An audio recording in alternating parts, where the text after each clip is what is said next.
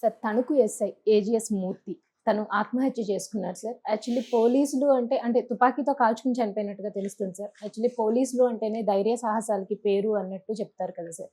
So ఆయన అంటే ఎటువంటి ఒత్తిళ్ళు ఉన్నాయో తెలియదు. బట్ కానీ ఆత్మహత్య చేసుకునేటంత కారణాలు ఏమున్నాయి సార్ ఆయన? జనవరి 31 తేదీ పగలే అక్కడ చంద్రబాబు బందోబస్తు డ్యూటీ ఉంది. ఆ బందోబస్తు డ్యూటీకి పోలీస్ స్టేషన్కి వచ్చిన ఎస్ఐ ఏజీఎస్ మూర్తి ఆయన పేరు. పూర్తి పేరు ఆదుర్తి గంగ సత్యనారాయణ మూర్తి. ఆయన ఏజెస్ మూర్తి అని పిలుస్తారు. ఆయన 2012 బ్యాచ్కి చెందిన వ్యక్తి. ఆయన గతంలో రూరల్ ఎస్ఐగా పనిచేశాడు. బట్ ఆయన ఇంతకుముందు ఒక గేదెల చోరీకి సంబంధించి కొన్ని ఆర్థిక లావాదేవీలు జరిగాయి. ఈయన డబ్బులు తిన్నాడని చెప్పి ఈయన మీద అభియోగాలు వచ్చాయి.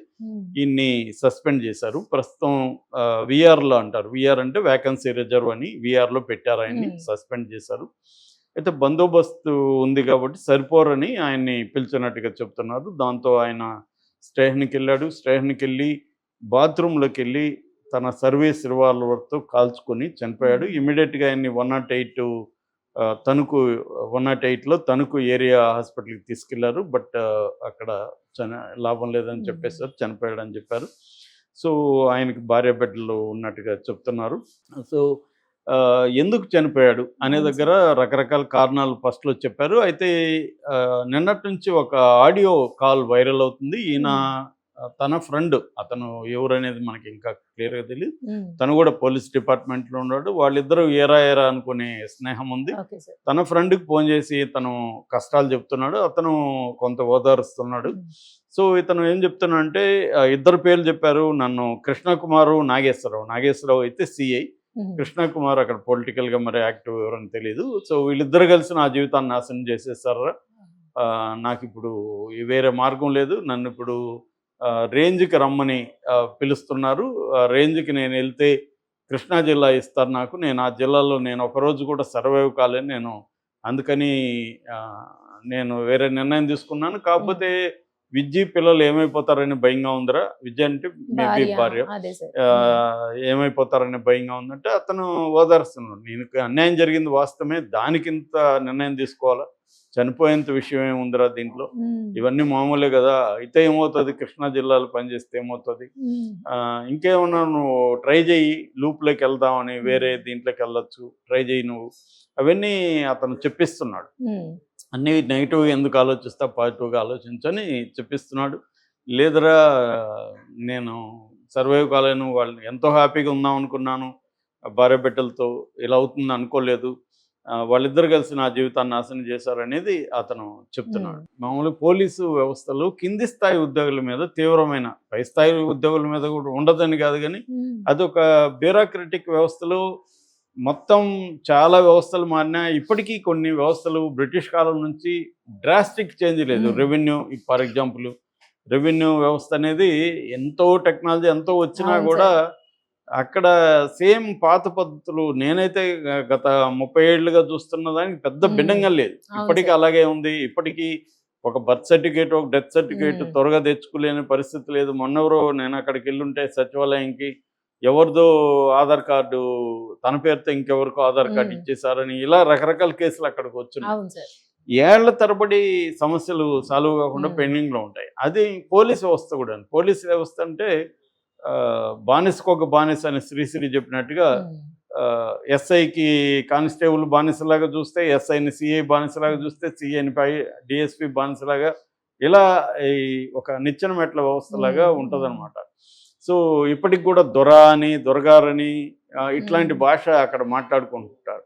సో ఆ ఫీడల్ అప్పట్లో బ్రిటిష్ వాళ్ళ కాలంలో ఎలాంటి పోలీస్ సిస్టమ్ ఉందో అది డ్రాస్టిక్ చేంజ్ ఎసెన్స్లో కాలేదు. ఇప్పటికి కూడా అలాంటి ఒక హైరార్కల్ ఇవే ఉన్నాయి. అదొకటి. రెండవది మనది ఏంటంటే భయంకరమైన కరప్ట్ పొలిటికల్ సిస్టమ్. ఈ కరప్ట్ పొలిటికల్ సిస్టమ్ ఉండడం వల్ల మిగతా ఏ సిస్టమ్ని కూడా కరప్ట్గా లేకుండా ఉండడం కష్టం. మిగతా సిస్టమ్స్ పొలిటీషియన్స్ గమ్మున ఉండరు. వాళ్ళ పనులు కావాలంటే కరప్ట్ అవ్వాలి. కరప్ట్ అవ్వకపోతే వాడిని ఇంక వేధించేస్తారు. సో కరప్ట్ అవ్వాలి, రెండోది మన మాట వినాలి, ఇవన్నీ ఉంటాయన్నమాట. అందువల్ల పోలీసుల మీద అన్ని రకాల ప్రెజర్ ఉంటుంది. రెండోది వీళ్ళకి ఒక ఎస్ఐ పోస్టు, ఒక సిఏ పోస్టు రావాలంటే చాలా మంది డబ్బులు ఇచ్చి తెచ్చుకోవాలన్న పరిస్థితులు కూడా ఉన్నాయి. ఎవరినో పట్టుకొని స్కామ్లు లంచాలు ఇచ్చి అవును జరుగుతూ సార్. ఉంటాయి. అవును. చేయాలి, చేసినప్పుడు ఆ డబ్బులు మళ్ళీ మళ్ళీ సంపాదించాలి. అవును సార్. సో రెండోది క్రైమ్ జరిగేది, వాళ్ళే ఆఫర్ చేస్తారు, సార్ నేను ఇంత ఇస్తాను వదిలేయండి అని. డబ్బులు అదేదంటారు, డబ్బు ఎవరికి చేదని అనిపిస్తుంది. రెండోది మొత్తం కరప్ట్ సిస్టంలో ఒకడు నాన్ కరప్ట్ ఉండడం కూడా వెరీ వెరీ డిఫికల్ట్. అవ్వదు సార్. వాడిని అందరూ వెలివేస్తారు, వాడిని ద్రోహిగా చూస్తారు. నువ్వేదో పెద్ద ఇదే అంటే వీళ్ళ గిల్ట్ ఆల్రెడీ వీడికి ఉంటుంది. దీన్ని వాడు కూడా అవును మనలో కలిసిపోతే మనకు ప్రశాంతంగా ఉంటుంది. వాడొక్కడు డిఫరెంట్గా ఉంటే మనల్ని హత్య చేసినట్టుగా ఉంటుంది. ఇలాగ రకరకాల కారణాలతో వాళ్ళని వేధిస్తారు. సో ఇవన్నీ తట్టుకొని నిలబడడం అంత ఈజీ కాదు పోలీసులు. అలాగా ఇతని మీద కూడా, ఈ మూర్తి మీద కూడా ప్రెజర్ వచ్చినట్టుగా మనకు అర్థమవుతుంది. అది ఇంకా లోతుల్లోకి వెళ్ళి ఏం జరిగింది తెలియదు, కానీ ఆ ప్రెజర్ని కొంతమంది తట్టుకోగలరు, కొంతమంది. ప్రతి జాబ్లో కూడా వాళ్ళ ప్రెజర్ అనేది కామన్. స్ట్రెస్, ప్రెజరు, యాంగ్జైటీ ఇవన్నీ ఉంటాయి. అవును సార్. అయితే మన మామూలుగా బేసిక్ పర్సనాలిటీ టైప్స్ అంటారు. మన యూంగ్ అనే సైకాలజిస్టు బేస్ చేసుకొని 16 పర్సనాలిటీ టైప్స్గా డివైడ్ చేశారు. అవన్నీ ఎక్స్ప్లెయిన్ చేయలేం, కానీ ఒక్కొక్క పర్సనాలిటీ టైపు ఉన్న వ్యక్తులు ఇష్యూల్ని ఒక్కొక్క రకంగా వాళ్ళు రిసీవ్ చేసుకుని రియాక్ట్ అవుతారు. ఇప్పుడు ఈజీ గోయింగ్ ఉండే వాళ్ళు ఏం చేస్తారు, ఏది వచ్చినా ఓకే దీన్ని ఏం చేద్దాం అని ఆలోచిస్తారు. కానీ ప్రతిదానికి ఆందోళన పడేవాళ్ళు, యాంగ్జైటీ పర్సనాలిటీస్ ఉంటారు. వాళ్ళు ఏం చేస్తారు, డిప్రెసివ్ వాళ్ళు ఉంటారు. వాళ్ళకి చిన్న ఇప్పుడు లక్కీ భాస్కర్లో ఒక డైలాగ్ ఉంటుంది, రోజంతా మొత్తం రోజులో ½ అన్ అవర్ మాత్రం నువ్వు అనుకున్నట్టు జరగకపోతే నువ్వెందుకు ఎంత బాధపడతావు. మొత్తం 24 గంటల్లో 23.5 గంట నువ్వు అనుకున్నట్టు జరుగుతుంది, ½ అన్ అవర్ జరగదు. కానీ ఇదంతా పక్కన పెట్టి ½ అన్ అవర్ జరగలేదని 23.5 గంటను కూడా రూయిన్ చేసుకున్న వాళ్ళు చాలామంది ఉన్నారు. సో అందువల్ల ఒక ఇష్యూని ఎవరు ఎలా రియాక్ట్ అవుతారు, ఇదే సమస్య దాదాపు చాలామంది పోలీసుల ఆఫీసర్లకి సేమ్ ఇష్యూ వస్తుంది. వాళ్ళకి ఎక్కువ ప్రెజర్ ఉంటుంది. ఇటు పొలిటీషియన్ నుంచి ప్రెజరు, పై అధికారుల నుంచి ప్రెజరు, పబ్లిక్ నుంచి అన్ని రకాల ప్రెజర్స్ పోలీసుల మీద ఎక్కువ ఉంటుంది. దాన్ని వాళ్ళు ఒక్కోసారి కామన్ బలహీనుల మీద చూపిస్తూ ఉంటారు. వాళ్ళని కొట్టడమో లేకపోతే, అంటే నువ్వు ఎక్కడో నిన్న అందరూ కంట్రోల్ చేస్తుంటే నువ్వు ఎవరినో కంట్రోల్ చేస్తే కానీ అది బ్యాలెన్స్ అవ్వదు.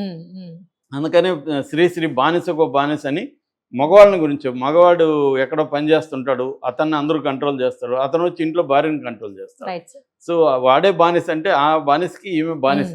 సో ఇది ఈమె మళ్ళీ పిల్లల మీద ఎవరి మీద ఈమె చూపించాలి. This is the process. అలాగా ఇతను కొంత, అందుకనే నేను చాలాసార్లు చెప్తుంటున్నాను, ప్రతి ఒక్కరికి లైఫ్లో అది ఫ్యామిలీ కావచ్చు, ఎంప్లాయ్మెంట్ కావచ్చు, ఇంకొకటి కావచ్చు, అనేక టెన్షన్లు మనం అనుకున్నవి అనేకం జరుగుతూ ఉంటాయి. మన లైఫ్ మన చేతుల్లో ఉండదు. సో అట్లాంటప్పుడు మన వల్ల కానప్పుడు సైకలాజికల్ కౌన్సిలింగ్ తీసుకోవాలి. ఫ్రెండ్స్తో డిస్కస్. ఇప్పుడు ఈ ఫ్రెండ్ మంచిగానే సలహా ఇచ్చాడు, కానీ అతను ఆ సలహాని తీసుకోలేదు. సో ఆ ఫ్రెండ్ కూడా నువ్వు సైకాలజిస్ట్ని కలువు అనే సలహా ఇవ్వలేదు. సో వీళ్ళు సైకాలజిస్ట్ని కలవాలి. ఇప్పటికీ మనకి ఏంటంటే ట్యాబు ఉంది, సైకాలజిస్ట్ని కలిస్తే నాకు మానసికంగా నాకు బాగాలేదని ఎవరికి చెప్పలేం. ఫిజికల్గా అయితే అన్నీ చెప్తాం, నడుము నొప్పి, కాలు నొప్పి, జ్వరం అన్నీ చెప్తాం. కానీ మెంటల్గా ఈరోజు నాకు డిప్రెషన్గా ఉందని మనం ఫ్రెండ్కి చెప్పం, ఈరోజు నాకు యాంగ్జైటీగా ఉందని చెప్పం.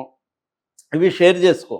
దానివల్ల ఏమవుతుందంటే షేర్ చేసుకోవడం అనేది ఇంపార్టెంట్. దాన్ని టాకింగ్ క్యూర్ అని ఫ్రాయిడ్ అండ్ బ్రూయర్ అనే ఇద్దరు 19th సెంచరీలో టాకింగ్ క్యూర్ అని పేరు పెట్టారు. అంటే మాట్లాడడం వల్లే క్యూర్ అవుతుంది. ఆ మాట్లాడి వినేవాళ్ళు కావాలి, వినేవాళ్ళు నాన్ జడ్జిమెంట్లుగా ఉండాలి. పైగా మనది తీసుకుపోయి 10 మందికి మసాలా వేసి చెప్పేవాళ్ళుగా ఉండకూడదు. అలాంటి వినేవాళ్ళు దొరకడం కూడా మనకి ఇవాళ లైఫ్లో కష్టమే. అందుకని ఇవాళ ప్రొఫెషనల్గా కొంతమంది ఓన్లీ వినే సంఘాలు కూడా ఉన్నాయి, ఆర్గనైజేషన్స్. కొంతమంది మొన్న కూడా ఒక మా వైఫ్ వాళ్ళ ఫ్రెండ్ ఒక ఆమె పెట్టింది, హార్ట్ టు హార్ట్ అని. హార్ట్ టు హార్ట్ అంటే any problem you can share, but గంటకి 2000 ఛార్జ్ చేస్తుంది. సో 2000 గంటకి ఇస్తే నువ్వేమన్నా మాట్లాడితే ఆమె నాన్ జడ్జిమెంట్గా వింటుంది, నీకు సలహాలు కానీ ఏమిందో ఇవ్వదు, ఓన్లీ వినడమే అని చేసేది. అంటే ఇవాళ ఏమంటే వినేవాళ్ళు కూడా దొరకరు. సో నాన్ జడ్జిమెంట్లకు వినేవాళ్ళు. అలాగా టాకింగ్ క్యూర్ అంటే మాట్లాడాలి. సో ఇప్పుడు ఈయన సమస్య నిజానికి ఈయన ఎక్కువ ఊహించుకున్నాడు. కృష్ణా జిల్లాకి వెళ్తే ఈయన అనుకున్నట్టు బ్యాడ్గా ఉండకపోవచ్చు. ఒక్కోసారి మనం ఊహించుకున్నంత భయంకరంగా జీవితం ఉండదు. ఫేస్ చేయాలి ముందు, చూద్దాం ఏమవుతుందని. ఎలాగో చనిపోతాడని డిసైడ్ అయినప్పుడు అది ఫేస్ face చేసి చేయడం easy కదా తర్వాత sir. చనిపోదాం అవును. అనుకోవచ్చు కదా. Yeah. కానీ వీళ్ళు ఏంటంటే ధైర్యం ఉండదు, ఫేస్ చేయడానికి ధైర్యం లేకుండా చావు అనేది ఒక ఎస్కేప్ అనమాట. సో ఇది ఈజీగా అనిపిస్తుంది. ఇదేంటంటే ఫట్ అని అయిపోయింది, ఇంకా వాళ్ళకేం సంబంధం లేదు. కానీ దానివల్ల ఫ్రెండ్ కూడా చెప్పాడు, నువ్వు ఒకసారి ఆలోచించరా, అవును సార్. నీ భార్యకి పుట్టిల్లు కూడా లేదు ఆమె పోయి ఆడవడానికి, నువ్వు వాళ్ళ గురించి ఆలోచించాను. వీళ్ళు ఏంటంటే ఒక రకంగా సెల్ఫిష్ ఫెలోస్ అని కూడా చెప్పాలి. అంటే వాళ్ళ బాధల్ని నుంచి విముక్తి కోరుకుంటారు తప్ప నా చావు వల్ల ఎంతమంది లైఫ్ లాంగ్ వాళ్ళు బాధలు పడతారన్న ఆస్పెక్ట్ వీళ్ళకి ఉండదు. సో అది మేజర్ ప్రాబ్లం అన్నమాట.